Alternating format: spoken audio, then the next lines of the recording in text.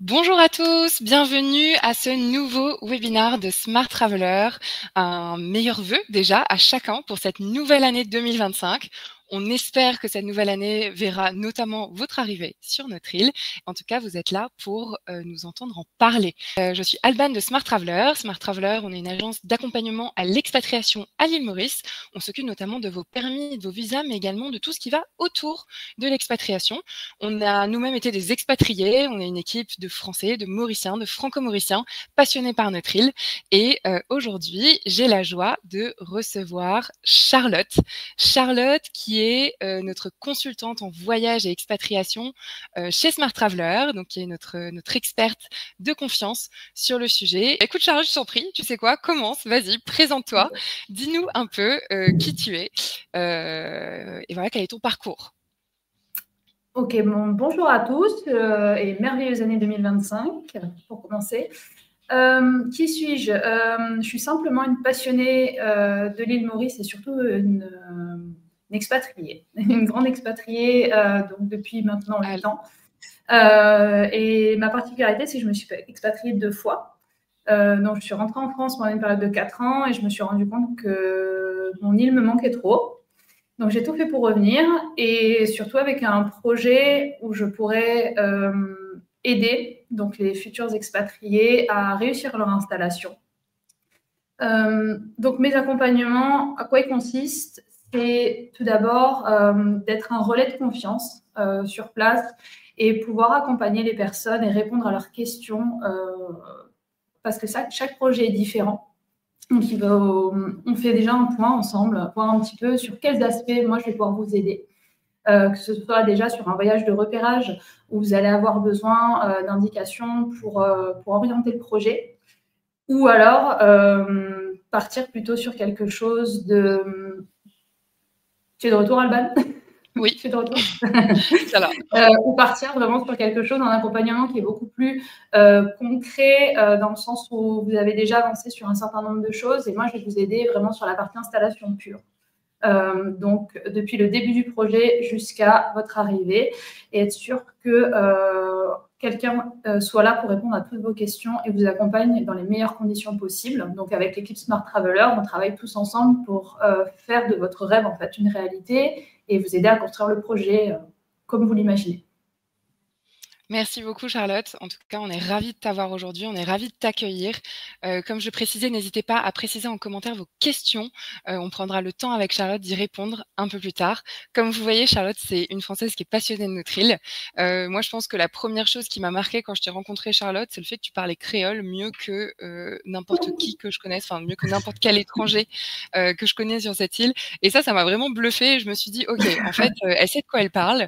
Elle est au contact de tout ce qui est local, de tout ce qu'on aime ici à Maurice, de cette authenticité. Donc voilà, on est ravis de t'avoir. Alors, tu le disais, tu accompagnes les expatriés un peu sur toutes ces dimensions-là, et notamment, tu as une spécialisation qui est le voyage de repérage à l'expatriation. Aujourd'hui, nous, on note et que la plupart de nos expatriés font un voyage de repérage à l'expatriation, mais certains n'en font pas. Et on les pousse quand même à le faire. Et d'ailleurs, on aimerait bien que tu nous expliques pourquoi Smart Traveler, mais toi aussi, tu avances ce projet de voyage de repérage. Est-ce que tu peux nous expliquer ce que c'est? Pourquoi c'est une étape clé avant d'envisager une expatriation long terme ou moyen terme à l'île Maurice? Alors, pourquoi le voyage de repérage, c'est important? Ça va permettre de confirmer ou bien d'infirmer le projet. Il faut savoir que quand on s'imagine Maurice, comme beaucoup de personnes, on s'imagine comme un paradis, comme presque un Eldorado. Sauf qu'en vérité, comme dans tous les pays du monde, il y a des choses merveilleuses et il y a des choses qui sont plus compliquées. Et le voyage de repérage va permettre de faire le point un petit peu sur l'image que vous en avez et commencer réellement sur le terrain et voir si effectivement votre projet peut fonctionner ici et dans quelles conditions.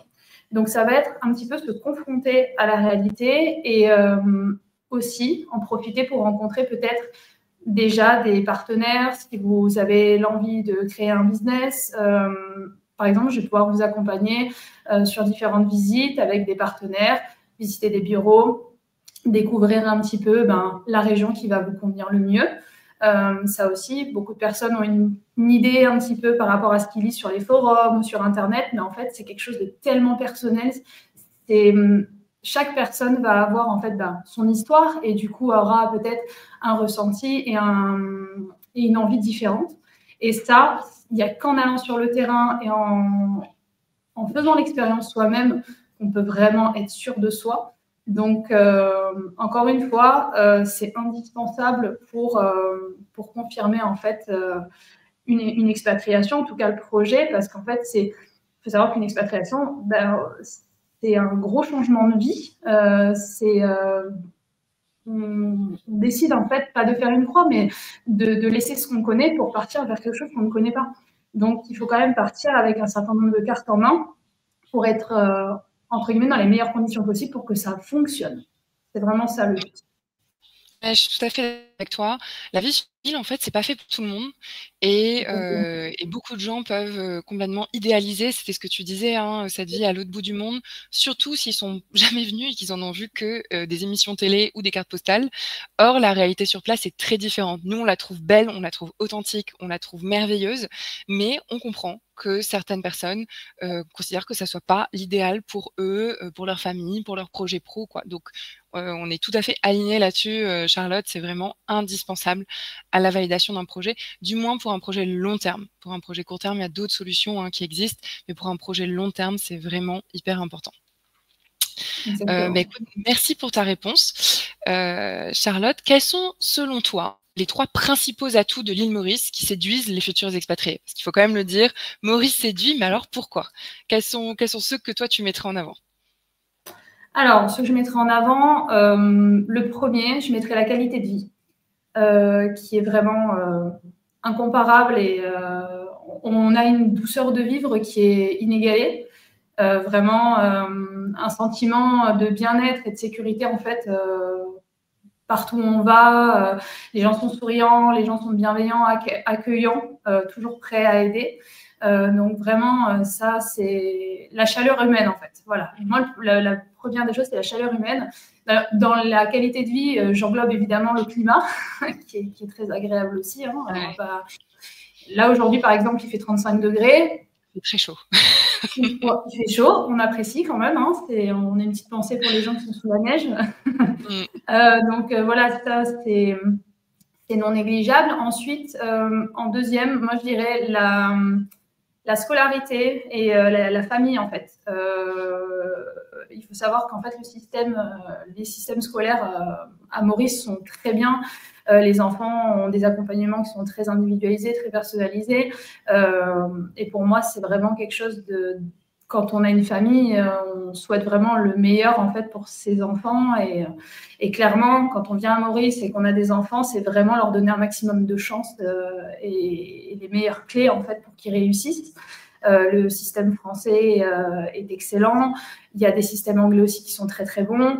Donc en fait, il y a beaucoup de possibilités. Donc, qu'on part sur un cursus plutôt international ou qu'on va sur un cursus français, en fait, les possibilités sont nombreuses, mais elles sont là. Et le troisième avantage, en général, qui, on va dire, fait un petit peu pencher la balance, ça va être tout ce qui va être lié au business. C'est assez facile d'entreprendre ici. Les gens sont très ouverts. Et puis, forcément, en termes de fiscalité, c'est beaucoup plus intéressant. C'est beaucoup plus intéressant qu'en France, en tout cas, en ce moment. Et du coup, voilà, je pense que ce sont les qualités principales de Maurice, en tout cas, pour séduire les nouveaux expatriés. Ouais, je suis tout à fait d'accord avec toi et pour rebondir sur ce que tu dis, moi, il y a un truc qui m'a vachement marqué et je pense que toi, ça te marque aussi, tu es maman, donc tu le sais, c'est qu'ici, on va dans les écoles à Maurice et en fait, il y a de l'herbe, enfin, il y a de la nature, quoi. La nature est au cœur de l'école. Moi, je me rappelle des écoles que je visitais en France, c'était bétonné, quoi. C'était de l'asphalte, c'était pas du tout comme c'est quelque chose qui m'a assez impressionnée. Et puis le système bilingue, bien évidemment. Toutes les écoles dites AEFE, donc qui appartiennent au système français international, préparent tout au bac bilingue. Donc le niveau d'anglais est assez élevé. Et ça, c'est vraiment une chance aussi, je trouve, pour des familles et des enfants qui veulent élever leurs enfants avec une ouverture au monde et la possibilité d'étudier à l'étranger. Donc ça, tout à fait d'accord avec toi. Et sur le business, je rebondis aussi sur ce que tu dis, c'est exactement ça. Ce qui est incroyable à Maurice, c'est de se dire comment sur une si petite île, il y a une telle énergie business. On rencontre des entrepreneurs hyper facilement, on rencontre des grands patrons d'entreprise très facilement. Et en fait, il y a des lieux où on se rend compte qu'il y a encore plein de choses à créer. Et à Maurice, tout le monde est entrepreneur en fait, hein, vraiment du marchand de légumes au patron d'entreprise, ça fait partie de l'histoire de cette île. Et ça, c'est vraiment une chance, je trouve, pour ceux qui ont besoin de cogiter, de trouver des choses. Alors évidemment, c'est au rythme de notre île, hein, et voilà, mais la chance qu'on a à Maurice, c'est de pouvoir encore s'inspirer de ce qui se fait de mieux dans le monde pour pouvoir l'implémenter aussi. Et il y a plein de choses encore à faire. Je suis d'accord avec toi. Je vois qu'on accueille encore quelques personnes. N'hésitez pas, ceux qui nous rejoignent, à vous présenter dans le chat, à nous dire d'où vous venez, comment vous nous avez connus, quel est votre projet à l'île Maurice. On prendra le temps aussi de répondre à toutes vos questions. Donc n'hésitez pas à poser vos questions dans le chat et on prendra le temps d'y répondre un petit peu plus tard. Qu'est-ce que tu dirais de Maurice en tant que destination d'expatriation? Nous, toute la journée, alors c'est pas vrai, pas toute la journée, de temps en temps, on en a qui nous disent « Oui, alors j'hésite entre Dubaï et Maurice, j'hésite entre Bali et Maurice. » Pourtant, ces destinations sont assez différentes. Comment tu dirais que Maurice se distingue parmi les autres grandes destinations d'expatriation phares? C'est quoi un peu ce qui fait la différence? Alors pour moi, la première, c'est que Maurice est francophone. Donc déjà, ça facilite quand même beaucoup de choses pour, par exemple, les futurs expatriés qui ne sont pas anglophones, qui viennent par exemple de France, hein, tout simplement, ou d'autres pays d'Europe et qui ne parlent pas l'anglais. Ça simplifie quand même pas mal de choses, le fait que ce soit francophone. Le faible décalage horaire aussi est très important. Donc on est à 2 heures, donc à partir du mois d'avril, et de décalage horaire, et 3 heures donc à partir du mois d'octobre. Donc en fait, ça fait vraiment très peu de décalage horaire, donc c'est facile de continuer à travailler avec l'Europe notamment. Et puis encore une fois, voilà, les choses sont assez simples en fait. La vie est simple à Maurice, et on arrive à faire pas mal de choses assez facilement. Donc, pour moi, c'est on va dire les deux aspects principaux qui distinguent en fait Maurice du reste. Et puis, encore une fois, effectivement, comme ça, se dire que 10 à 11 heures d'avion pour rallier Paris à Maurice, c'est beaucoup, mais en fait, finalement, c'est assez peu. Quand on voit la distance qu'on parcourt, on se dit qu'en fait, en moins de 24 heures, on est retourné en France. Donc, c'est assez pratique aussi si on a des voyages d'affaires, etc. Donc, plus loin en distance par rapport à Dubaï, par exemple, qui n'est qu'à 6 heures et quelques de Paris. Mais par contre, effectivement, pour tout ce qui va être business qui reste en France, etc., je pense que c'est quand même un gros avantage. Ouais, tu as raison. Et puis la proximité avec la Réunion, enfin, on a vraiment la France à 20 minutes de vol, hein, donc s'il y a quoi que ce soit pour des démarches administratives, pour une opération quelconque, alors le système de santé est très solide à Maurice, hein, mais par exemple pour une radiothérapie très spécifique ou quoi, on vous envoie à la Réunion, ça se fait rapidement dans la journée. Et ouais, non, je suis d'accord avec toi. Maurice se défend bien en fait vis-à-vis des autres destinations d'expatriation. Donc voilà, donc si vous avez envie de venir à Maurice, j'ai envie de vous dire, il faut pas hésiter. Ou si vous hésitez, n'hésitez pas à venir visiter notre île. Charlotte, qu'est-ce que tu dirais que sont les erreurs les plus courantes des futurs expatriés lorsqu'ils visitent Maurice pour la première fois? Alors, les erreurs les plus courantes, c'est d'essayer de retrouver absolument la vie qu'ils avaient en France, par exemple. C'est-à-dire que ce soit au niveau de la conduite, que ce soit au niveau justement du business, ou de la façon de travailler, etc. Il faut bien comprendre qu'effectivement, Maurice est francophone, mais c'est pas la France. Donc, en fait, il faut être assez ouvert d'esprit. Et voilà, bien réaliser qu'en fait, effectivement, on a nos habitudes, mais en fait, ça va être à nous de nous adapter et de lâcher un petit peu prise sur les habitudes qu'on a pour pouvoir justement vraiment apprécier cette vie un peu plus relax, un peu plus tranquille en fait, mais qui fait tellement de bien. En fait, c'est un feedback que j'ai souvent de gens qui me disent on est moins stressé, on est moins angoissé ici, mais c'est vrai qu'au début ça surprend un peu, hein. Donc il faut prendre le pli. Mais voilà, donc pas venir avec trop d'a priori en se disant moi j'ai l'habitude que ça fonctionne comme ça, donc ça fonctionnera comme ça. Ça peut fonctionner d'une autre manière, il faut juste se donner la chance que ça fonctionne d'une autre manière. L'autre erreur que les gens peuvent faire en venant à Maurice la première fois, c'est d'essayer de faire les choses parfois tout seul. Et malheureusement, parfois, on fait beaucoup d'erreurs parce que on ne sait pas forcément à qui s'adresser. On peut, voilà, beaucoup de gens, par exemple, s'aident de Facebook pour trouver des contacts, etc. sur Maurice. Effectivement, il y a de très bonnes personnes qui peuvent vous renseigner, etc. Mais pour avoir vraiment une approche qui va être complètement personnalisée, qui va vous ressembler, moi, je conseille quand même de se faire accompagner dans tout le process, que ce soit du voyage de repérage ou l'expatriation pure, parce que on va pouvoir vous envoyer vraiment vers les personnes qui vont vous correspondre à 100% et en qui on a confiance. Donc ça, c'est vraiment la confiance, en fait, partir avec quelqu'un de confiance, c'est vraiment quelque chose de très important. Et l'autre erreur, entre guillemets, courante que font les futurs expatriés, je suis en train de réfléchir si je vois encore un petit peu des erreurs. Oui, peut-être penser que ce sera forcément mieux que la France ou que leur pays d'origine, parce qu'en fait, souvent, quand il y a un désir d'expatriation, il y a peut-être un ras-le-bol aussi ou un besoin de changement, etc.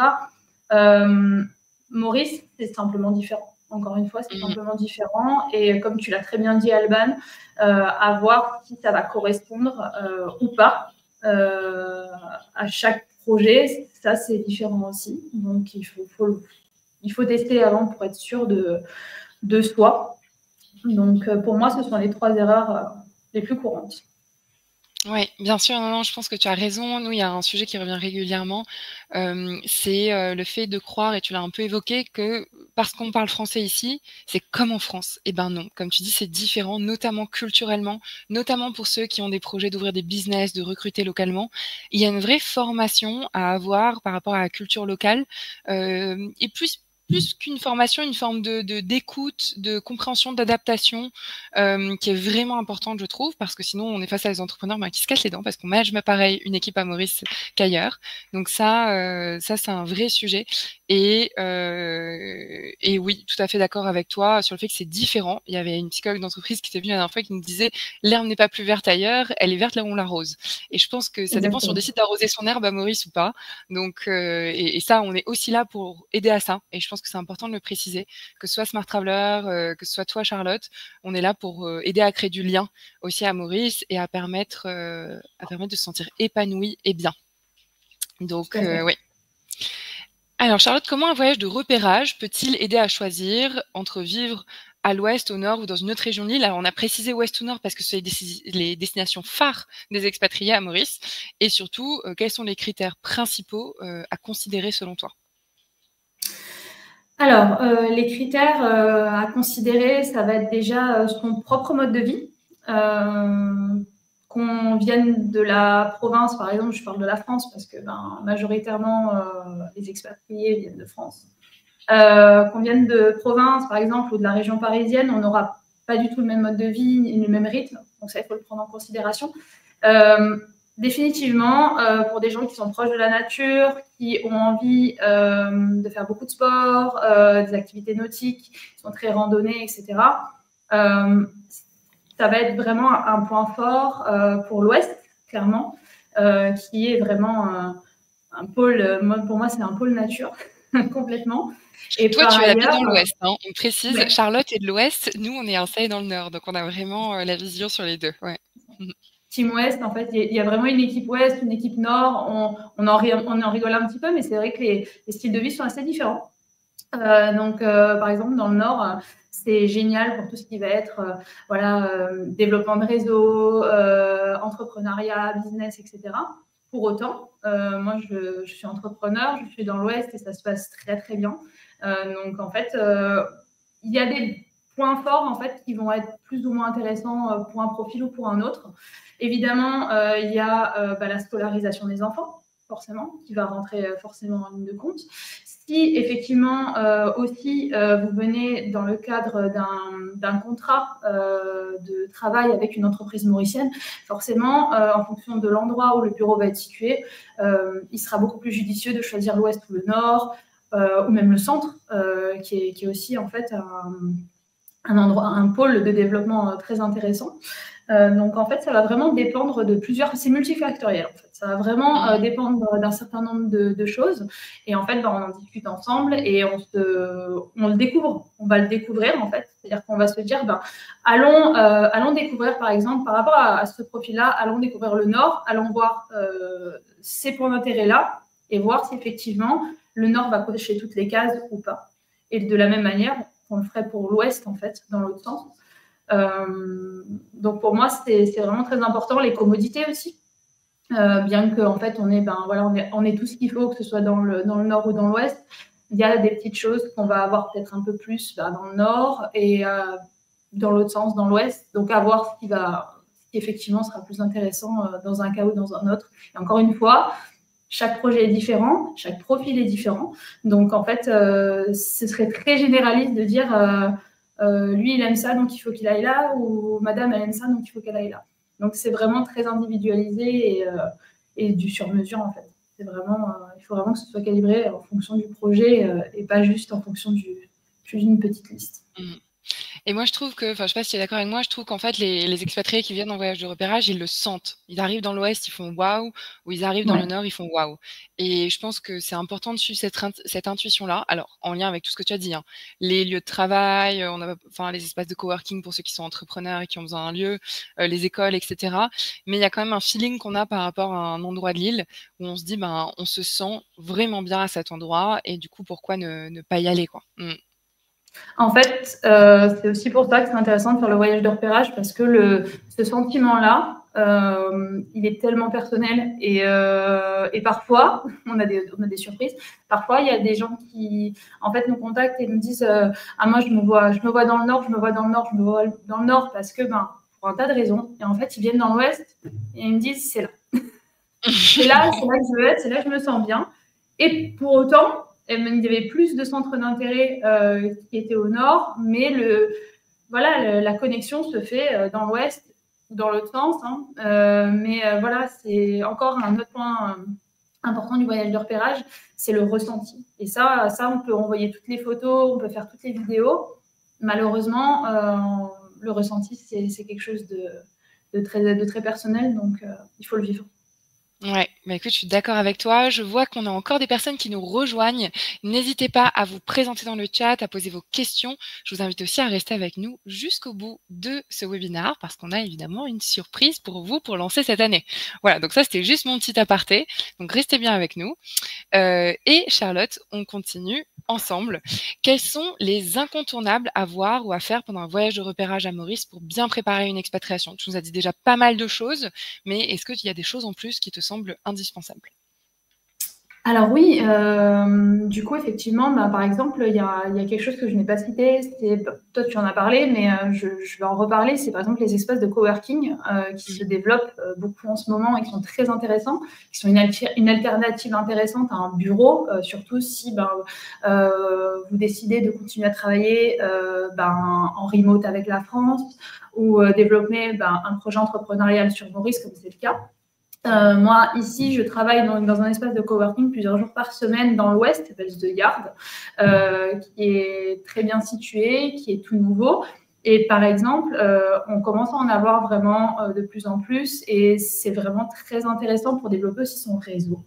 Donc ça, pour moi, c'est un incontournable. C'est effectivement, il y a un projet entrepreneurial ou alors, voilà, des bureaux au sens plus large. Ça aussi, c'est possible. J'aurais également souhaité citer, donc au niveau des incontournables, tout ce qui va être médecin, clinique, etc., à voir en fonction, encore une fois, du profil. Par exemple, il peut y avoir des personnes qui ont des besoins particuliers en termes de soins. Par exemple, un couple de retraités, moi, que j'ai déjà eu, qui m'a posé pas mal de questions, justement, par rapport aux soins qu'ils pouvaient avoir ici ou pas. Et du coup, avoir un petit peu visité une clinique, qu'est-ce qu'il y a comme médecin de disponible ici, à quel point on peut se faire soigner pour certaines pathologies ou pas. Et du coup, ça va valider ou non, encore une fois, un choix d'expatriation, parce qu'en fait, effectivement, dans ces profils-là, c'est très important. Et après, effectivement, par exemple, je reviens sur les écoles. Il faut savoir qu'il y a certains enfants qui vont avoir des besoins particuliers en termes d'accompagnement scolaire. Effectivement, ça aussi, ça va être très important d'en parler pour pouvoir justement suggérer une école plutôt qu'une autre. Il faut savoir que ce n'est pas toutes les écoles qui vont avoir des accompagnements vraiment très personnalisés. Donc, ça aussi, c'est un point qui est pour moi hyper important. Et puis, pendant un voyage de repérage, qui va être très important aussi, se rendre compte un petit peu des possibilités, par exemple en termes de business, c'est se rendre compte un petit peu du marché. Donc, c'est-à-dire qu'il y a des personnes qui vont venir avec un vrai projet d'entreprise, avec un visa investisseur, par exemple, mais avant de se lancer vraiment dans les démarches, ils vont avoir besoin de voir un petit peu la concurrence, s'il y en a déjà ou pas. Est-ce que c'est un projet qui est complètement nouveau ou pas? Et du coup, voir, par exemple, s'il y a des collaborations qui peuvent se faire ou pas. Dernièrement, j'ai accompagné donc un couple qui avait un projet entrepreneurial assez conséquent, avec plein d'idées. Et en fait, mon travail, ça a été de les faire rencontrer des personnes qui allaient entrer en rapport avec ce projet et voir un petit peu s'il y avait des synergies qui allaient être possibles, donc en faisant rencontrer les bonnes personnes, et de se dire, voilà, il y a déjà quelque chose qui ressemble un petit peu, mais peut-être que vous avez une expertise qui va être différente, et vous pourrez travailler en collaboration ensemble et faire en sorte que, voilà, quelque chose un cercle vertueux se mette en place. Donc, en fait, on va vraiment travailler tous les aspects de l'expatriation et voir un petit peu tous les côtés. On peut également voir un petit peu tout ce qui est logement, donc avec mon collaborateur Robin, qui est vraiment spécialisé dans tout ce qui est logement.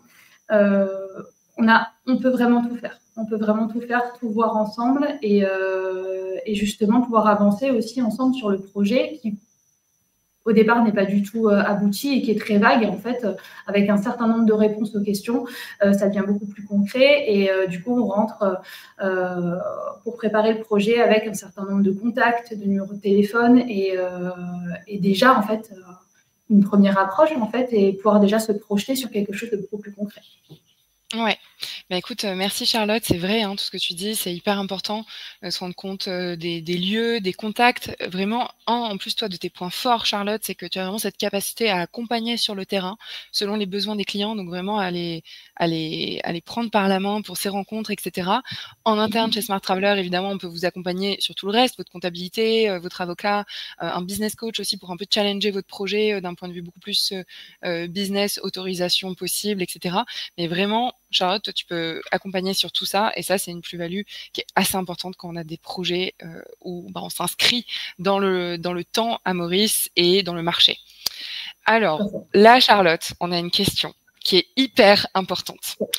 Je ne sais pas si tu l'as précisé dans ton introduction parce que j'ai eu un petit souci, mais pour ceux qui ne le savent pas, Charlotte a été assistante vétérinaire dans une vie précédente, y compris à Maurice. Hein, elle était vraiment au contact des animaux. Et Charlotte a des animaux qu'elle a fait elle-même venir de France à Maurice. Et elle peut donc répondre à toutes vos questions sur l'importation d'un animal de compagnie à Maurice. Alors, est-ce que tu peux nous expliquer un petit peu comment ça fonctionne, Charlotte, l'importation d'un animal de compagnie ? Alors, il faut savoir que l'importation d'animal de compagnie à Maurice est un sujet compliqué. En fait, les démarches sont longues, sont fastidieuses, coûteuses également. Et ça nécessite une préparation. Moi, j'aime bien dire au moins 6 mois en avance, même si certaines personnes disent 3. Moi, je pense que c'est 6 mois en avance. Parce qu'en fait, il y a un certain nombre de tests à réaliser, en plus des vaccins, en fonction de votre animal de compagnie. Donc, en fait, ça se fait vraiment par étapes. Donc, en gros, on va déjà vous demander d'effectuer un certain nombre de vaccins. Puis des tests pour valider ces vaccins, en fonction de si c'est un chien ou un chien.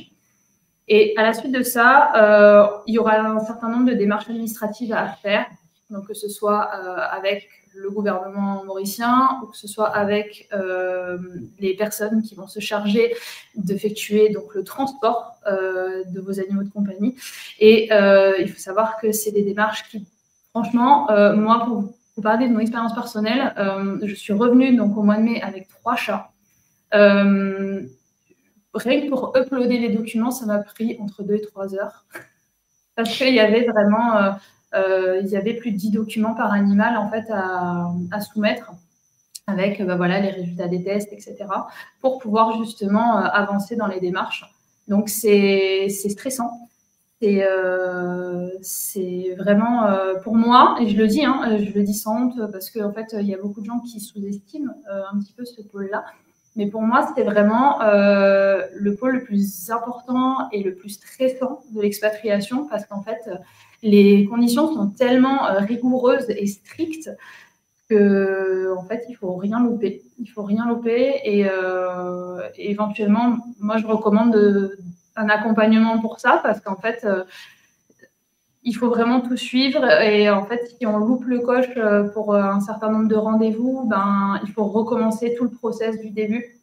Et donc, ce qui veut dire de nouveau repayer les tests, recommencer la procédure. Donc, c'est fastidieux, mais on y arrive. On y arrive, hein. Moi j'ai réussi à le faire.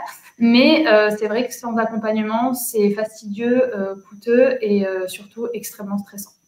Ouais. Alors pour rebondir dessus, hein, Charlotte, qu'on précise bien aux personnes comment ça se passe. Donc chez Smart Traveler, on vous met en relation déjà avec un agent d'importation des animaux de compagnie. C'est obligatoire d'avoir un broker à l'arrivée. Donc on vous conseille vraiment. Comme Charlotte l'a dit, c'est long, c'est fastidieux, c'est coûteux, mais ça se fait très bien à condition de suivre chacune des étapes. Et là-dessus, Charlotte propose un accompagnement complémentaire à l'agence d'importation des animaux de compagnie, qui va être vraiment de la coordination avec l'agence sur place, avec vous en France, mais bon, depuis Maurice, pour vraiment vous accompagner à chaque étape, vous faire des recommandations par rapport à vos animaux de compagnie pour que ça se passe de la manière la mieux possible. Pour avoir un ordre d'idée, on dit que généralement l'importation d'animal de compagnie coûte plus cher que le billet d'avion pour un être humain, donc c'est aussi à prendre en compte dans son budget d'expatriation. Je vois des questions qui tombent, donc je réponds très rapidement dessus, mais ça, on va reconfirmer avec notre agence d'importation des animaux de compagnie la semaine prochaine. On les voit la semaine prochaine. Effectivement, depuis le Covid, les animaux sont estampillés fret. Ça signifie quoi ? Ça signifie qu'ils ont un surcoût qui est lié au fait qu'ils sont considérés comme des animaux vivants et non plus comme un bagage accompagné. Et Charlotte pourra confirmer, ces animaux ont voyagé sur le même vol qu'elle, mais pas en cabine. C'est ça, c'est en soute chauffée. Hein. C'est bien ça. Ouais, j'ai voyagé avec mes 3 chats, donc ils étaient sur le vol Paris-Maurice en soute avec moi. Mais en soute, pas en cabine. Voilà. Et donc voilà, c'est pour ça que c'est important de se faire accompagner, je pense, doublement sur ce projet-là, et notamment de prendre rendez-vous avec Charlotte pour avoir toutes les informations. Elle peut vous gérer, être uniquement votre unique contact là-dessus, gérer avec l'agence d'importation les devis, les sujets divers et variés, et vous verrez que ça se passe très bien, à condition voilà, d'être rigoureux. Et c'est vraiment, je pense, le mot d'ordre par rapport à l'importation de son animal de compagnie. Rigueur, il faudra vraiment rigueur. Rigueur. Et c'est possible, je vois des questions qui apparaissent, mais c'est possible de ramener son lapin aussi. Ça répond à d'autres règles, mais c'est tout à fait possible. Et en revanche, je ne crois pas que tu aies vu une quelconque exception, Charlotte, n'est-ce pas, pour les animaux en cabine. On est d'accord que ça, à ce stade, c'est pas possible. Pas officiellement, mais du coup, avec notre partenaire, ce serait bien de voir s'il y a eu des mises à jour récentes de ce côté-là aussi. Donc, sur toutes ces questions-là, n'hésitez pas à continuer de nous suivre. On pourra vous faire un point fin de semaine prochaine sur ce sujet ou la semaine suivante pour vous dire ce qu'il en est sur les dernières réglementations en matière d'importation des animaux de compagnie. Alors, pour continuer sur le sujet de l'expatriation au global, comment est-ce que tu évalues, Charlotte, l'accueil des Mauriciens envers les expatriés? Quelles expériences tu peux nous partager à ce sujet? Quelles expériences je peux partager à ce sujet? En fait, des fois, j'ai même pas les mots quand je vois comme on est bien reçu et comme les Mauriciens sont chaleureux, toujours très positifs. Par exemple, moi, je me sers souvent de cet exemple-là parce qu'il est très parlant. Souvent, quand on se promène en famille, on rentre dans un petit magasin et il y a toujours une gentille attention envers notre enfant avec beaucoup de bienveillance, de gentillesse, toujours le sourire. Et en fait, il y a vraiment... c'est un accueil qui est chaleureux et qui est vraiment humain, en fait. On a vraiment une sensation de bien-être et de voilà d'être bien là où on est et surtout d'être le bienvenu. Par exemple, j'en ai un autre exemple qui m'a beaucoup frappé parce que c'est quelque chose que j'avais jamais vu en France et pour le coup, c'est après coup qu'on se rend compte qu'en fait, on est chanceux à Maurice. Un jour, mon fils a été très malade, il avait 42 fièvre, il était très abattu et en fait, on est arrivé un petit peu en urgence devant la porte d'un médecin et il y avait une queue avec effectivement quelques personnes devant. Et en fait, quand les gens ont vu que mon enfant était vraiment souffrant et pas bien, spontanément, tout le monde m'a dit mais allez-y. Alors que moi, j'avais jamais vu quelque chose comme ça en France, même aux urgences. Il n'était pas, voilà, il n'était pas à l'article de la mort non plus, mais il n'était pas bien, il était souffrant. En fait, par exemple, pour les Mauriciens, les enfants et les personnes âgées sont prioritaires. Donc, chez le médecin, par exemple, c'est pas choquant de voir justement les gens laisser leur place à quelqu'un de plus âgé ou à un très jeune enfant parce qu'on estime que ils sont prioritaires. Donc, ça donne un petit peu une idée de l'humanité qu'il y a ici et de cette bienveillance qui est encore une fois chez les Mauriciens. Et moi, c'est ça qui m'a manqué en fait pendant tout le temps où je suis retournée en France. C'était ce bon cœur et cette gentillesse, toujours l'envie d'aider. On peut toujours aller demander un coup de main. C'est une chaleur humaine vraiment indéfinissable, quoi. Ouais, bah écoute, je suis d'accord avec toi. C'est vrai que je pense que tout le monde est touché par cet accueil des Mauriciens. Ils ont quand même un système familial qui est très fort, où on se soutient beaucoup. Pour rebondir sur ce que tu dis par rapport au rapport aux enfants, moi aussi j'ai une anecdote qui me touche beaucoup, c'est que j'ai une petite sœur donc qui est handicapée avec un handicap mental. Mes parents ont décidé il y a 1 an de venir avec elle à l'île Maurice. Et donc tout ça pour dire que déjà il y a des offres là-dessus en termes d'école, d'accompagnement, etc. Et c'est incroyable de voir la délicatesse, la gentillesse avec laquelle ils portent même leur regard sur ces enfants-là qui sont différents, alors que parfois, ailleurs, on a vécu plutôt des regards durs, des remarques un peu acerbes, l'envie de cacher un peu, faut pas montrer trop qu'on est différent ou quoi. Et ici, c'est accueilli, tout le monde dit: «Ah mais ils apportent tellement de joie ces enfants». Donc vraiment, je pense que comme tu le dis, cet accueil est vraiment extrêmement touchant. Peu importe, oui, les autres manquent capables, comme précise quelqu'un, c'est exactement ça. Peu importe l'origine d'ailleurs ou le style de vie, donc ou le style d'expatriation ou le style de personnes qui sont présentes. Tout à fait. Et j'en ai. Vas-y. Non, pardon, tu voulais rajouter quelque chose, vas-y. Ouais, en fait, moi, j'avais une expérience en fait qui a été très parlante. C'était il y a plusieurs années. C'était dans le premier travail que j'ai eu ici. Il y a eu une fois où en fait, je pouvais pas déjeuner.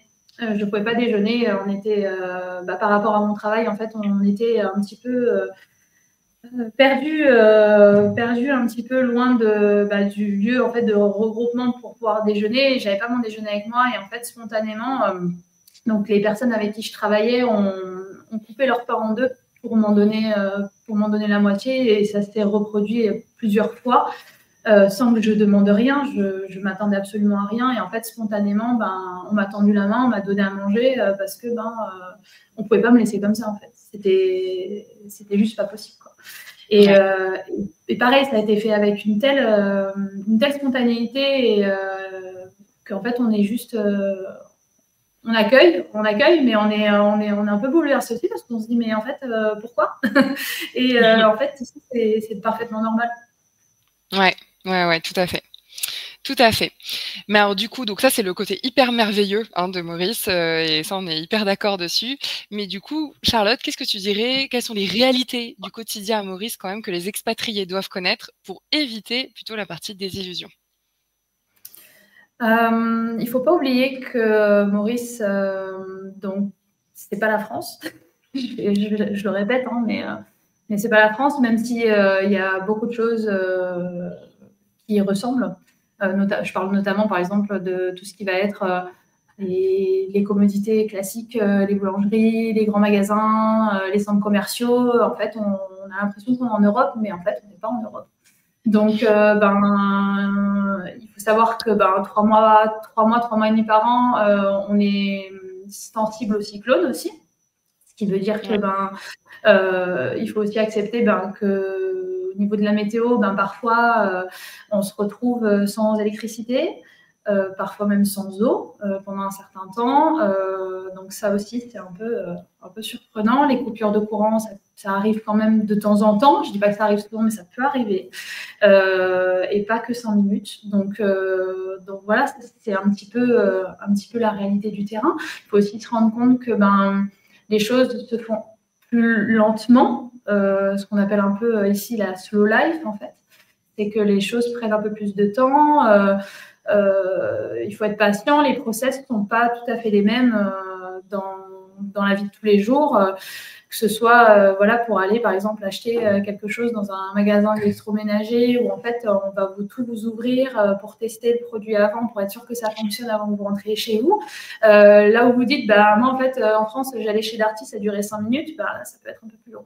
Donc, mais voilà, encore une fois, c'est juste qu'il faut partir du principe que ça va être différent.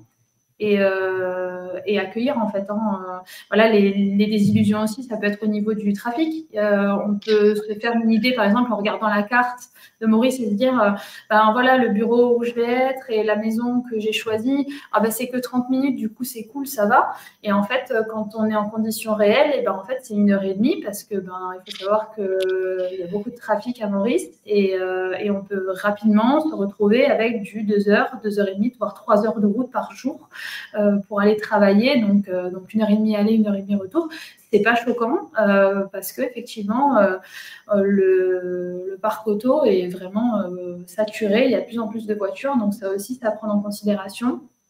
Si on quitte par exemple la région parisienne parce qu'on a trop de bouchons, attention au projet, attention à où vous voulez vous installer et attention également là où vous allez travailler. Ouais, ça fait. Et pareil, pour la météo aussi, effectivement, c'est très agréable d'avoir du beau temps en fait quasiment toute l'année. Mais par exemple, voilà, c'est vrai que les gens qui supporteraient la chaleur en ce moment, de janvier à mars, ça peut être très difficile parce que 35 degrés, beaucoup d'humidité, donc on a chaud, voilà, on est beaucoup sous la clim, donc ça aussi, ça peut être un frein aussi pour certaines personnes. Et puis voilà, juste rester ouvert pour éviter les désillusions et de se dire qu'en fait, ça pourra peut-être pas être parfait ou comme on l'imagine. Oui, non, tout à fait, tu as raison. Une amie qui me disait, je quitte pas 1h30 de trafic à Paris de transport à Paris pour retrouver ça à Maurice. Donc là, il faut savoir faire des choix, ça c'est sûr. Et surtout, oui, effectivement, donc tu parlais de la chaleur. Alors de fait, à Maurice, on est quand même très bien équipé en clim, que ce soit dans les maisons, au bureau, etc. Donc souvent, on quitte la clim du bureau pour retrouver la clim de sa voiture. C'est peut-être pas très écolo, mais c'est nécessaire, en fait, avec la chaleur qu'il y a. Et surtout, on a la chance d'avoir la mer. Ça, quand même, ça permet de se rafraîchir pas mal tout au long de l'année, heureusement. Est-ce que, alors, le coût de la vie varie à Maurice selon les styles de vie? Ça, c'est un sujet qui revient régulièrement. Il y a un peu l'idée que la vie à Maurice serait moins chère. Quel conseil tu donnes aux expatriés pour qu'ils aient une idée réaliste de leur budget? Alors, tout simplement, de prendre un petit peu voilà, les habitudes qu'ils ont dans leur pays d'origine, tout simplement, les habitudes de vie, que ce soit voilà, au niveau des courses, au niveau des loisirs, des vacances, du loyer et ce genre de dépenses-là, tout lister. Et ensuite, en discuter avec nous, parce qu'en fait, nous, on sait un petit peu ce qui se passe un petit peu sur place en termes de coût de la vie, etc. Donc, pas hésiter à poser des questions pour se rendre compte vraiment des dépenses qui risquent d'y avoir. On a un outil d'ailleurs, Alban, qui nous permet en fait, de faire un prévisionnel sur la toolbox, il me semble. Donc, il faut dynamique Excel qu'on vous invite à télécharger. C'est dans nos ressources gratuites du site et c'est top pour calculer votre budget. Effectivement, merci de ce détail, Charlotte, de cette précision. Donc, vous pouvez très bien le faire manuellement ou à l'aide de cet outil-là qui est mis à disposition gratuitement, qui va vous permettre un petit peu de vous rendre compte de la réalité de la vie à Maurice. Il faut savoir que Maurice n'est pas forcément moins cher en fonction de là où vous venez, de votre région d'origine, de votre pays d'origine. C'est pas forcément moins cher. Je parle notamment en termes de loyer. En fonction de la région que vous choisirez, les loyers peuvent être vite assez onéreux parce que la demande est forte. Et puis, pour les dépenses quotidiennes, malheureusement, l'inflation est passée partout. Et c'est vrai que quand on va maintenant faire ses courses au supermarché, on voit une vraie différence maintenant. Et du coup, il faut aussi être conscient que si on veut continuer à consommer les produits dont on a l'habitude, par exemple en Europe, ça a un certain coût puisque les produits sont importés. Donc, ça va être plus cher. Par contre, si effectivement on choisit de manger un petit peu plus local, ce sera un petit peu plus abordable. Mais il faut être conscient quand même qu'un certain nombre de choses sont quand même élevées en termes de prix. Donc, bien regarder tous les pôles de dépenses pour se faire une idée réaliste de la vie sur place et surtout prendre en considération qu'on aura peut-être une vie un peu différente et qu'on aura envie de profiter différemment. Il y a beaucoup d'expatriés qui, le week-end, aiment bien faire des sorties en bateau ou avoir des loisirs bien particuliers qui peuvent être vite onéreux aussi, à prendre en considération, bien se renseigner avant sur les coûts pour être sûr de ne pas vivre une désillusion et finalement être frustré après quelques mois d'installation. Ouais, écoute, je suis d'accord avec toi, Charlotte. Il faut quand même réaliser que c'est fini la santé gratuite, l'école gratuite quand on est à Maurice. Il faut prendre une assurance santé, c'est obligatoire, c'est un coût. Les voitures sont taxées à 100% à l'arrivée, sauf pour les hybrides. Et donc, du coup, voilà, bien important d'avoir tout ça en tête. Nous, ce qu'on dit chez Smart Traveler, et je pense que tu vas être d'accord avec moi, Charlotte, dessus, c'est que globalement, par rapport à votre budget dans votre pays d'origine, ça va pas beaucoup changer. En tout cas, si vous venez d'Europe, ça va pas beaucoup changer. En revanche, vous allez maintenir le même budget, mais votre qualité de vie va augmenter. Donc, c'est vraiment ça qu'on met en avant. Et c'est ça qu'il faut avoir en tête. C'est se dire, moi, je ne vais pas faire des économies. En fait, je ne viens pas à Maurice pour en faire. En tout cas, la première année, c'est certainement pas le cas. Mais je viens pour gagner en qualité de vie et en cadre de vie. Et notre dernière question, Charlotte, avant de passer aux questions-réponses avec toutes les personnes ici présentes. Donc, n'hésitez pas, surtout dans le chat, à poser encore vos questions. On va en sélectionner quelques-unes. Pour conclure, quels sont tes 3 meilleurs conseils pour un futur expatrié qui s'apprête à venir en Maurice en voyage de repérage ou à s'installer? Alors, mon premier conseil, ce serait déjà de s'y prendre à l'avance, de bien préparer le voyage de repérage, donc pour être sûr de pouvoir voir tout ce qu'on a envie de voir, très important. Ne pas hésiter à se renseigner à l'avance, un petit peu sur justement les possibilités et de demander des rendez-vous peut-être avec certaines écoles, notamment des bureaux, des entreprises qui peuvent correspondre un petit peu au projet ou tout autre prestataire qui pourrait vous accompagner dans votre projet. Et la troisième, qui pour moi est primordiale, ne pas hésiter à se faire accompagner par des personnes de confiance, que ce soit pour le côté logement. Par exemple, le Sun Smart Traveler, pour le côté logement, Robin Carrois le fait très très bien. Pour tout ce qui va être visa, etc., ce sera, toi, Alban, tu le fais très bien avec Anaïs et Johanna. Et pour tout ce qui va être installation et découverte vraiment sur place, je suis là et ce sera avec un grand plaisir que je vous accompagnerai donc, dans ce projet de changement de vie qui est en fait un bouleversement, mais pour une vie bien meilleure et avec un avenir radieux. Ouais, c'est exactement ça. Écoute, un immense merci, Charlotte, d'avoir pris le temps de répondre à nos questions. On en a pas mal qui nous ont été posées dans le chat, donc je vais en sélectionner quelques-unes et on va pouvoir prendre le temps d'y répondre. Alors, la toute première déjà, c'est celle de Caroline qui fait quoi aussi à celle de Rachel qui demande de quelle durée doit être son voyage de repérage pour bien prendre en compte les lieux de vie à Maurice. Qu'est-ce que tu recommandes? Alors pour moi, la durée optimale, ça va être au minimum 1 semaine et la moyenne va être d'environ 2 semaines. Ça permet d'avoir suffisamment de temps pour se confronter un petit peu à la vie en fait quotidienne à Maurice. Pour moi, voilà, ça va être au minimum 1 semaine et dans le meilleur des mondes possibles, 15 jours. Super, ouais. Vraiment, je pense que c'est hyper important. Moi, je trouve qu'on rentabilise aussi un voyage à Maurice à partir de 10 jours, quoi. Donc, Exactement. ouais, y compris budgétairement. Une autre question de Evelyne, qui a 76 ans et qui nous demande s'il y a des clubs ou des associations pour des personnes qui ne travaillent pas ou du bénévolat. Bien sûr. Alors, il y a beaucoup d'associations, il y a beaucoup d'ONG qui ont besoin justement qu'on les aide. Je parle pour l'Ouest parce que j'y habite. On a par exemple Charity Center qui a régulièrement besoin d'aide donc pour en fait voilà que le centre continue de pouvoir avoir un certain nombre d'objets à mettre à disposition à des personnes qui sont dans le besoin. Parce que encore une fois, c'est fait bénévolement. Il y a des associations donc, de protection animale aussi qui vont avoir besoin d'aide, que ce soit pour les chiens et les chats errants, ou bien même dans les parcs, dans certains parcs animaliers. En fait, souvent, ils peuvent avoir besoin d'aide de ce côté-là.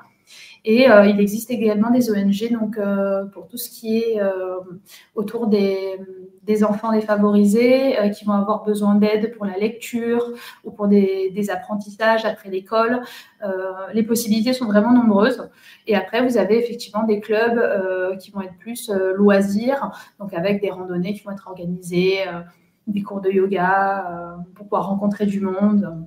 Il y a vraiment beaucoup d'activités. C'est très dynamique, c'est très vivant.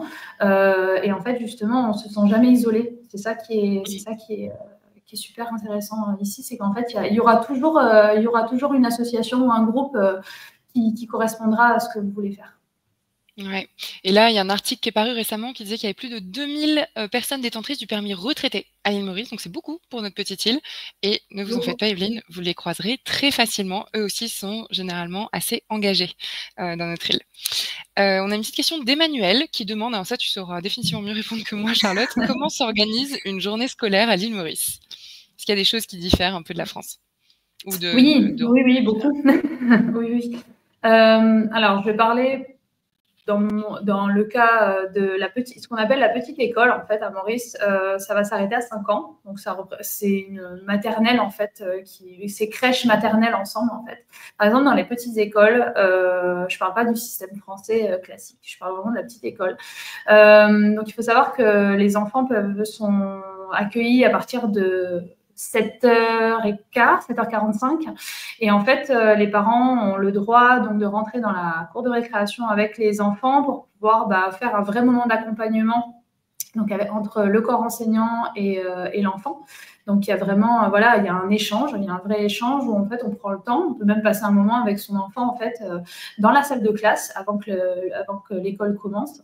Donc ça, voilà, pour moi, c'est vraiment là, une grosse différence avec la France, par exemple, où on n'a pas le droit en fait de rentrer dans l'école. Là, en fait, on nous y invite en fait vraiment, et on se sent beaucoup plus impliqué en fait dans la vie scolaire de son enfant. Donc après, les enfants, on classe jusqu'à 9h30, 10h. Ils ont une coupure. Ils recommencent jusqu'à 11h30, où en fait, ils vont faire un certain nombre d'activités. Ils vont prendre leur déjeuner. Donc les déjeuners, par exemple, chez les enfants de la petite école, il n'y a pas de cantine. Donc en fait, c'est à nous de préparer les parents, de préparer en fait les déjeuners de nos enfants. Donc en fait, on apporte le déjeuner le matin et on donne aux enfants en fait à 11h30, midi moins le quart. C'est suivi donc encore d'une coupure en fait jusqu'à environ 13h, où ensuite les enfants sont amenés à faire un temps calme ou une sieste s'ils en ont besoin. Et en fait, il faut savoir qu'en fonction de ce qu'on souhaite, cas dans l'école de mon enfant. L'école peut s'arrêter donc à 12h30, 15h ou au-delà, en fait, en fonction du choix que vous faites. En fait, si vous voulez récupérer votre enfant à 12h30, vous pouvez. La classe peut s'arrêter à 12h30. Et après, sinon, l'après-midi, ça va être des activités un petit peu plus manuelles. Donc, jusqu'à 3h, vous pouvez récupérer votre enfant à ce moment-là. Ou alors, après, il va y avoir même de la garderie jusqu'à 17h, 17h15, en fait. Donc, en fait, il faut savoir que l'école est très souple ici et il y a vraiment… Les enfants restent des enfants. Donc, il y a beaucoup d'activités, beaucoup de jeux qui sont faits en extérieur et toujours au rythme de l'enfant. Où c'est vraiment des accueils très individualisés. Par exemple, moi, dans l'école de mon fils, dans la classe, ils sont 13 ou 14. Donc, c'est vraiment des petites classes où en fait chaque enfant vraiment a la place de s'épanouir. Et après, sur les systèmes français plus classiques, les journées ressemblent quand même beaucoup plus au système français classique. Mais il faut savoir qu'à Maurice, de toute façon, les classes terminent toujours au maximum à 14h45. Donc en fait, à 15h, en général, il n'y a plus de classe, il n'y a plus d'école, en fait, que ce soit en maternelle ou au primaire. Super, mais écoute, un grand merci Charlotte. Alors je vois, il y a eu plein de questions sur les animaux de compagnie, comme Charlotte en a déjà parlé un peu. Nous allons y répondre dans la FAQ qui va suivre dans un email, donc ne vous en faites pas pour ça. Ça sera similaire aussi pour tout ce qui a trait à l'achat immobilier, à l'investissement immobilier. On prendra le temps d'y répondre avec Charlotte dans la FAQ qui suivra parce qu'on aura un webinaire complètement dédié à ça. Donc voilà. Il y a une petite question encore. Est-ce qu'il est possible de te rencontrer sur place, Charlotte? Alors nous, Smart Travelers, c'est sûr que oui, dans nos bureaux à Pérébert, quand vous voulez. Et toi, Charlotte, est-ce que tu permets la rencontre sur place? Bien sûr, avec grand plaisir. Un grand plaisir d'échanger justement sur les projets et de voir comment je peux vous aider. Il y a plein de possibilités, donc en fait, je vous invite à prendre un petit rendez-vous via mon Calendly, pardon. Et à ce moment-là, on discute déjà un petit peu de votre projet et on s'organise une journée ou même une demi-journée pour pouvoir faire le point et se rencontrer avec grand plaisir. Super. Alors, il y a une autre question ici qui a trait à la vaccination. Quelle est la politique au niveau de la vaccination sur l'île Maurice par rapport à la France? La vaccination en général, hein, j'imagine. Je pense que c'est la vaccination en général, oui. Honnêtement, la vaccination en général, moi je recommande surtout de regarder un petit peu à quel point on est à jour par rapport à son carnet de santé en fonction du pays d'où on vient. Et en fait, il n'y a pas de vaccin particulier à faire pour venir à Maurice. On m'a encore demandé la dernière fois s'il fallait faire un vaccin contre la fièvre jaune. La réponse est non. Il n'y a pas de vaccin en fait particulier à faire. Ouais. Mais il n'y a pas de vaccin voilà, obligatoire, il n'y a que les vaccins usuels en fait que vous pouvez avoir. Oui, c'est ça. Voilà, il n'y a pas de vaccin particulier pour cette destination-là, comme dans certains pays d'Asie ou d'Afrique où en fait on recommande un certain nombre de vaccins en plus de la vaccination classique. Donc il n'y a pas de vaccination à faire en plus de ce qu'on fait déjà au niveau des rappels classiques en France. D'accord, oui, très bien. Effectivement, c'est exactement ça, c'est ce que j'avais en tête aussi.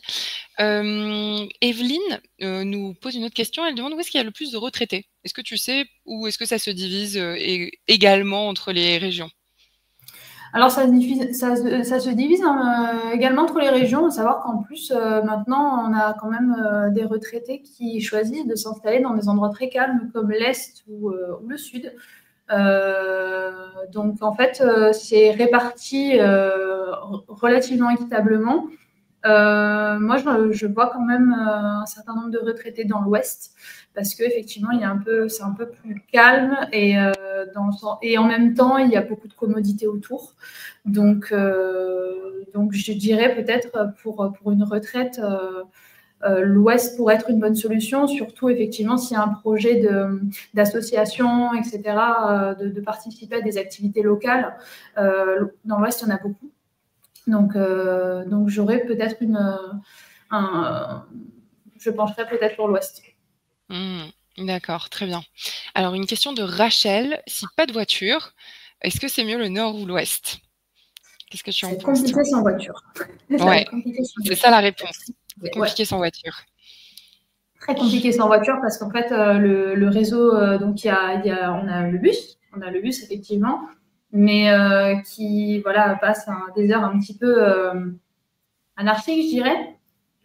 Donc c'est pas hyper fiable. Ou alors il faut vraiment prendre beaucoup de temps en avance pour être sûr d'être à l'heure à des rendez-vous ou que sais-je. On a également donc un tram qui va partir de Curpip et qui va aller jusqu'à Port-Louis. Mais en dehors de ça, ça va être quand même très compliqué de circuler sans voiture à Maurice, que ce soit dans le nord ou dans l'ouest. Ce sera peut-être un peu plus simple dans le nord, mais dans l'ouest, c'est rapidement compliqué. Par exemple, pour sortir de Flic-en-Flac pour aller jusqu'à Tamarin, il faut déjà prendre le bus, quoi. Donc c'est compliqué et encore une fois, les horaires ne sont pas forcément aussi respectés qu'en France. Donc ça peut être très compliqué et très contraignant à la longue. On a une application maintenant qui s'appelle Dodogo, qui est un petit peu le même principe que Uber en France. Mais c'est vrai que ça peut vite être onéreux à la fin si on s'en sert très régulièrement. Ouais, c'est vrai. Et d'ailleurs, toujours sur la question des voitures, est-ce qu'on peut louer une voiture ou est-ce qu'il vaut mieux acheter? Alors, tout dépend de votre projet. On peut tout à fait louer une voiture ou acheter. Si effectivement vous avez un projet de rester au-delà d'un an sur Maurice, moi je recommanderais d'acheter. Par contre, effectivement, quand on arrive et que on a envie de se familiariser avec le marché automobile à Maurice, je recommande plutôt une location d'un certain temps, que ce soit en semaine ou en mois, pour un petit peu se rendre compte de ce qui est disponible ici ou pas et de ce qui pourrait vous convenir. Savoir que les routes ne sont pas dans le même état qu'en Europe. Il y a certains endroits où effectivement on a l'autoroute entre guillemets ici qui est parfaite en termes de voilà, l'asphalte est impeccable, mais par contre on a des chemins qui peuvent être un petit peu escarpés, un peu cassés. Donc effectivement, en fonction de l'endroit où, encore une fois, où vous allez habiter, il sera intéressant de se tourner vers un type de véhicule ou un autre. Donc je pense qu'il serait plus judicieux dans un premier temps de louer une voiture et puis ensuite, une fois qu'on s'est bien familiarisé avec Maurice, d'envisager un achat chez un concessionnaire ou en seconde main. Les disponibilités, enfin il y a beaucoup de possibilités, pardon, que ce soit en termes d'achat, donc sans problème, on peut faire les deux. Ouais. Exactement, je suis tout à fait d'accord avec toi aussi. Allez, une petite question quand même sur les animaux. Est-ce qu'il est possible d'adopter un chat sur place? Et ça, tu en sais quelque chose, Charlotte? Alors ça, c'est une question pour moi. Définitivement, alors moi, j'en ai adopté deux. Enfin même trois en fait en tout, qui en fait sont revenus en France à un moment avec moi aussi et que j'ai ramené à Maurice en fait pendant ma deuxième expatriation. Donc oui, on peut tout à fait adopter des animaux sur place. Il y a beaucoup de petits malheureux qui cherchent des familles, donc avec grand plaisir. Super. Je vois pas mal de questions sur tout ce qui a trait à la location court terme. Ça, je vous invite à aller directement contacter Smart Traveler. On peut vous mettre en relation avec soit les agences dédiées dans le court terme, soit avec Robin, notre expert chez nous, qui peut s'occuper entièrement de ça. Donc voilà, n'hésitez pas à prendre rendez-vous avec Smart Traveler sur ce type de questions. Là, il y a une question sur le transfert d'argent de France pour éviter les coûts bancaires. Alors, je ne sais pas si toi, Charlotte, tu as une réponse. Nous, de notre côté, généralement, ce qu'on dit aussi, n'hésitez pas à aller sur le site de Smart Traveler, section experts. Tout en bas, vous avez une recommandation pour les transferts d'argent. Donc, voilà, n'hésitez pas à l'utiliser. C'est une entreprise qui est basée en Angleterre, qu'on recommande, qui est moins chère que Wise, parce qu'on peut beaucoup passer par tout ce qui est banque en ligne, etc. Mais ça peut souvent être très coûteux. Donc, voilà, nous, après avoir fait notre une petite étude de marché, c'est celle qu'on recommande. Donc voilà, vous pouvez aller voir directement. Nous sommes d'accord. Nous sommes d'accord. Très bien.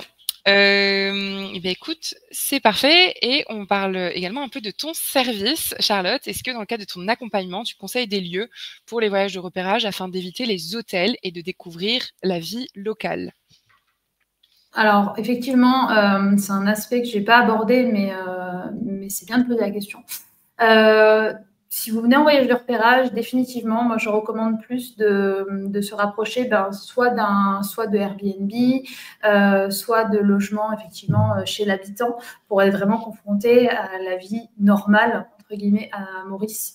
Et malheureusement, quand on va dans un hôtel, on est dans un hôtel et en fait on se rend pas compte effectivement de tout ce que représente la vie quotidienne.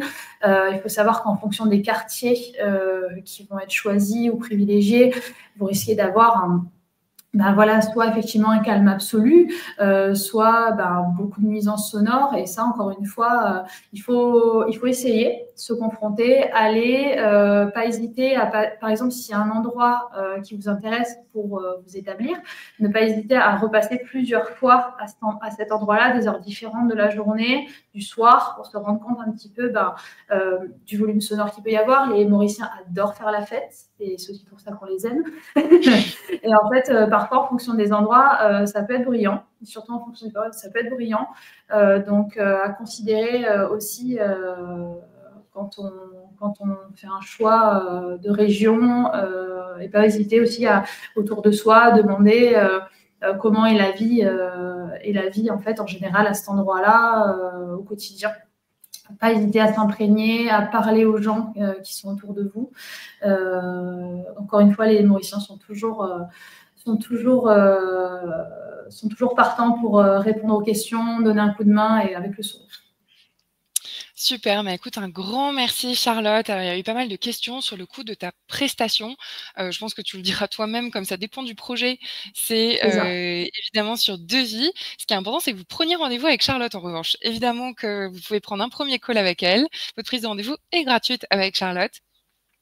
Charlotte, un immense merci. Est-ce que tu as un petit mot de fin ?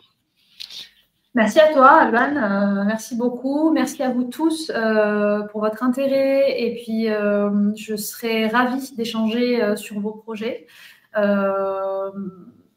au cours d'un appel découverte, encore une fois, qui est gratuit.